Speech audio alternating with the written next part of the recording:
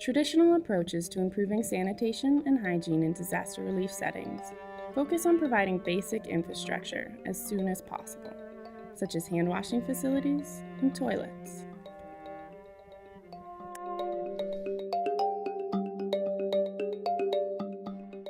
In 2008, over 200,000 Kenyans were displaced in post-election violence.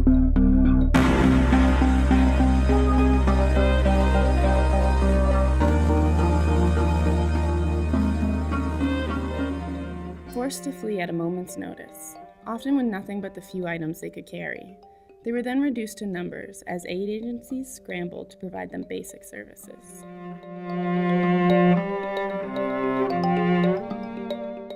In the traditional disaster approach, everything is governed by numbers.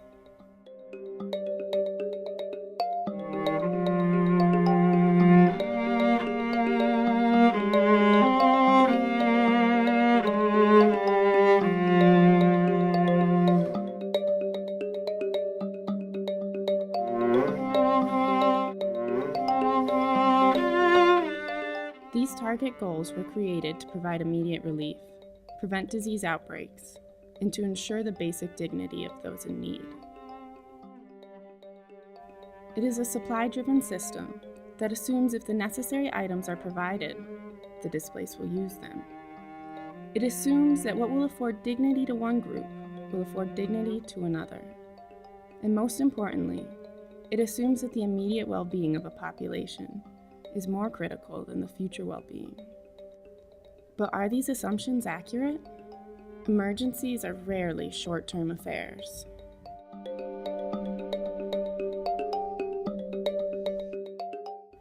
In this context, the sustainability of interventions is paramount, but currently, little regard is given to the perspectives of the community. Aid agencies and government officials decide how support is distributed, to whom it is given, and in what order needs are prioritized. At best, this method fills a life-saving need.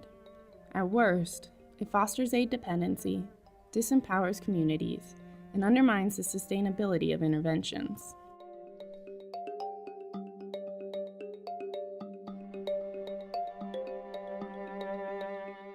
One promising participatory method is called Community-Led Total Sanitation, or CLTS. In CLTS, the community is empowered to make their own sanitation changes. After being disgusted with the habit of going to the bathroom outside, the community collectively decides to stop the practice and solve its own sanitation problems by building latrines and enforcing their use. It is a demand-driven method that has shown positive results in rural communities across the globe. It is unclear whether CLTS can operate at the pace required in emergency relief.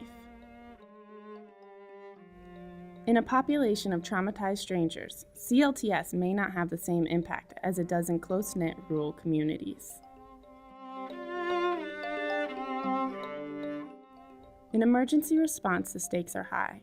Every day, aid agencies wait for the community to build a latrine. The risk of deadly outbreaks increases. For many around the world, they will not have the time to debate the merits of both approaches. In the upcoming year, thousands will be displaced by conflict, disaster, and famine. For Kenya, this is a substantial challenge. Elections are months away, yet the old wounds that led to violence in 2008 are still festering. If another humanitarian crisis occurs, the government will have to choose how to best protect the people. The traditional disaster response approach may meet immediate needs, but CLTS offers the promise of a sustainable response, an unfortunate but likely necessity.